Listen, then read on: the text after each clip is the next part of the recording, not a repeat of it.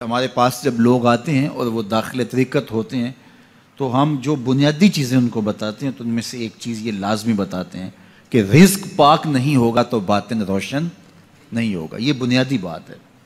اگر رزق پاک نہیں ہے تو میرے حضور نے ارشاد فرمایا کہ ایک بندہ سفر کر کے کعبۃ اللہ کے صحن میں پہنچتا ہے اور کعبے کے پردوں کو تھام رہا ہے، وہ یمد یدیہ، اور لمبے لمبے ہاتھ کر کے کہتا ہے اے اللہ، لیکن اس کا کھانا حرام ہے، اس کا پینا حرام ہے، اس کا لباس حرام ہے، وہ غزیہ بالحرام، اس کو غذا حرام سے دی گئی ہے۔ میرے حضور نے فرمایا اس کی کوئی دعا قبول نہیں ہوگی۔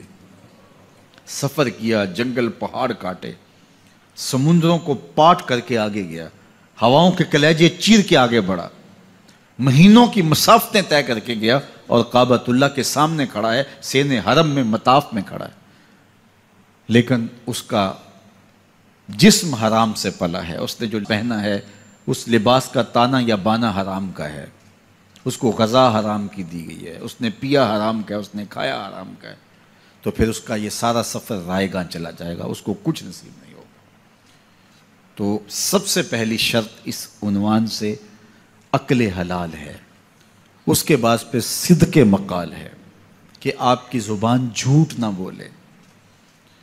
جب کوئی شخص جھوٹ بولتا ہے، روحانیات تو دور کی بات ہے، اللہ کے فرشتے اس سے 1 میل دور ہٹ جاتے ہیں۔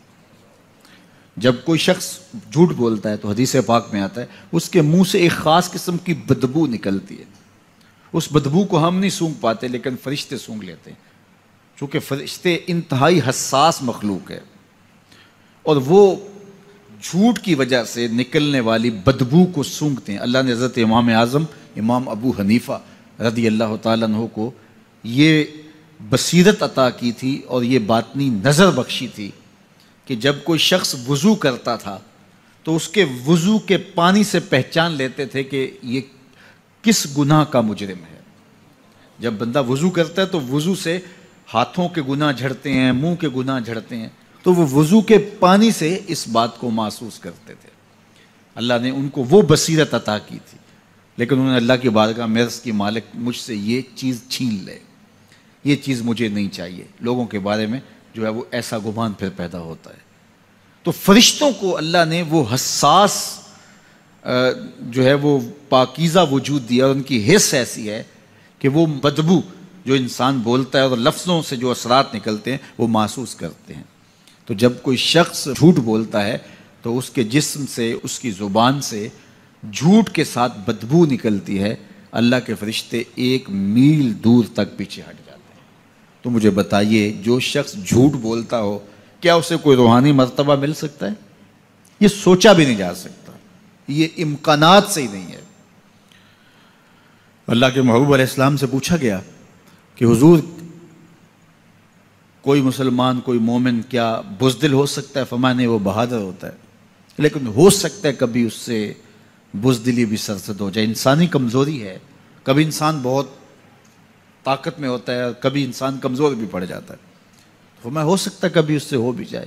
پھر پوچھا کہ بخل کر سکتا ہے؟ فرمایا نہیں، مومن سخی ہوتا ہے لیکن ہو سکتا ہے کبھی اس سے بخل بھی ہو جائے، کبھی کبھی دولت اسے اچھی بھی لگنے لگ جاتی ہے، جس طرح فرمایا گیا کہ اولاد مبخلتن مجبنتن، یہ جو اولاد ہوتی ہے یہ بندے کو بخیل بھی بنا دیتی ہے اور بزدل بھی بنا دیتی ہے۔ جب اولاد نہیں ہوتی تو بندہ سخی بھی ہوتا ہے اور بندہ جو ہے وہ مشکل حالات میں بھی کود جاتا ہے، لیکن جب اولاد ہوتی ہے تو پھر مشکل حالات میں کودنے سے پہلے سوچتا ہے میرے بچے ہیں یتیم ہو جائیں گے، اس کو یہ خیال آتا ہے، پہلے ایسے مال لٹاتا ہے لیکن اولاد ہو جائے تو پھر وہ اولاد کا سوچتا ہے کہ ان کے لیے کچھ میں جمع کر لوں۔ تو اولاد فرمایا میرے حضور نے کہ مبخلہ و مجبنہ، یہ بخیل بھی کر دیتی ہے اور یہ کمزور اور بزدل بھی بنا دیتی ہے۔ تو مومن ہوتا بہادر ہے لیکن ہو سکتا ہے کبھی اس سے بزدلی بھی ہو جائے، مومن سخی ہوتا ہے لیکن کبھی ہو سکتا ہے اس سے بخل بھی ہو جائے۔ لیکن تیسرا سوال حضور سے پوچھا گیا کہ مومن جھوٹا ہو سکتا ہے؟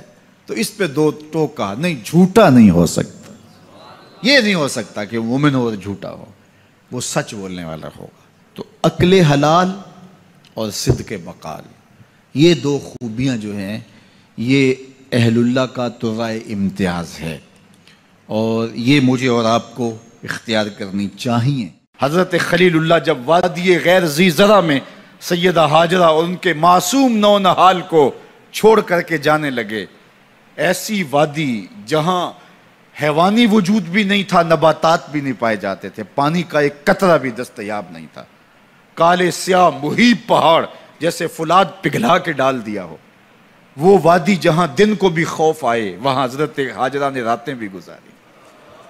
کتنا دردناک لمحہ تھا جب سحری کا وقت ہوا، حضرت خلیل اللہ دعائیں دے کے رخصت ہونے لگے، حضرت ہاجرہ سلام اللہ نے آگے بڑھ کے اپنے شوہر نامدار کا دامن پکڑ لیا، تمسکت بِأَزْيَالِهِ، دامن پکڑ کے بولی میرے شوہر نامدار، اس محیب وادی میں، اس پہاڑوں کے دامن میں جہاں دن کو بھی خوف آئے، نونہال معصوم کے ہمراہ مجھے چھوڑ کے کہاں جا رہے ہو؟ حضرت خلیل اللہ نے کوئی جواب نہیں دیا۔ پھر قدم اٹھایا تو زوجہ نے پھر دامن پکڑا، پھر وہی سوال، پھر کوئی جواب نہیں آیا۔ تیسری مرتبہ دامن پکڑا، خلیل اللہ کی جانب سے کوئی جواب نہیں آیا، تو خاتون خود بولی کیا اللہ کا حکم تو نہیں؟ تو حضرت خلیل اللہ نے کہا نعم، ہاں اسی کا حکم ہے۔ حضرت ہاجرہ نے دامن چھوڑ دیا، کہا جائیے، خیر سے جائیے، اگر اس کا حکم ہے وہ ہمیں ضائع نہیں ہونے دے گا۔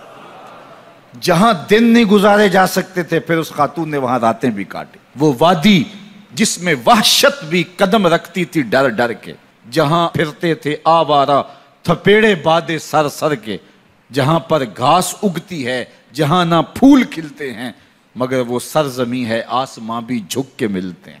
اپنی پاک باز بیوی اور نونہال بیٹے کو چھوڑ کے حضرت خلیل اللہ دعائیں دے کے رخصت ہو گئے۔ تھوڑا سا توشہ تھا، 2-1 دن کے بعد ختم ہو گیا۔ پھر ماں کی چھاتی سے دودھ بھی خشک ہو گیا، نونہال پیاس سے تڑپنے لگا۔ ماں تو پھر ماں ہوتی ہے، تڑپتی ہوئی ممتا کا دل بے قرار ہوا۔ ایک پتھر کے سائے میں معصوم اسماعیل علیہ السلام کو لٹایا اور پانی کی تلاش میں جبل صفا پہ چڑھی۔ اطراف میں آسمانوں کی طرف دیکھا، کہیں کوئی پرندے اڑتے دکھائی دیں اور پانی کا نشان ملے اور میں وہاں سے بیٹے کے لیے 2 بوند لے آؤں، لیکن کچھ دکھائی نہیں دیا۔ تا حد نظر پھیلا ہوا آسمان ہی آسمان ہے اور پہاڑ ہی پہاڑ نیچے دکھائی دیتے ہیں۔ پھر مروہ پہ آئیں، درمیان میں نشیبی جگہ تھی، وہاں بیٹے کا من موہنا چہرہ دکھائی نہیں دیتا تھا، دوڑ کے گزری اور جا کے صفا پہ گھوم کے دیکھا، کچھ نظر نہیں آیا۔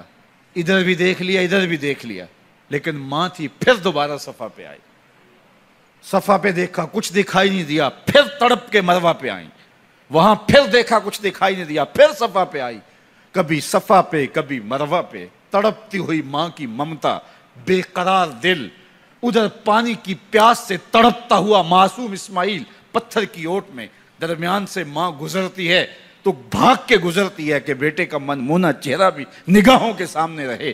ذرا منظر تو دیکھو کتنا دل آویز ہے۔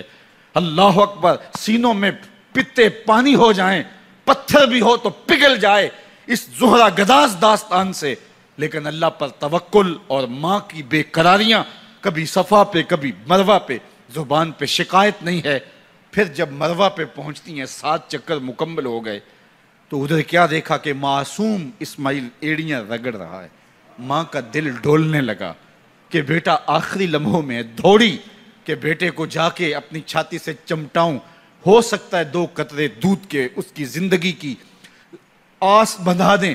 تو ماں دوڑتی ہوئی آئی، لیکن جب قریب آئی تو منظر بدلا ہوا تھا۔ معصوم کی ایڑیوں کے رگڑنے سے تازہ چشمہ پھوٹ رہا ہے، پانی ہے کہ بے قابو ہونا چاہ رہا ہے۔ آگے بڑھی، جلدی جلدی مٹی کی منڈھیری کرتے ہوئے کہا زم زم، رک جا رک جا۔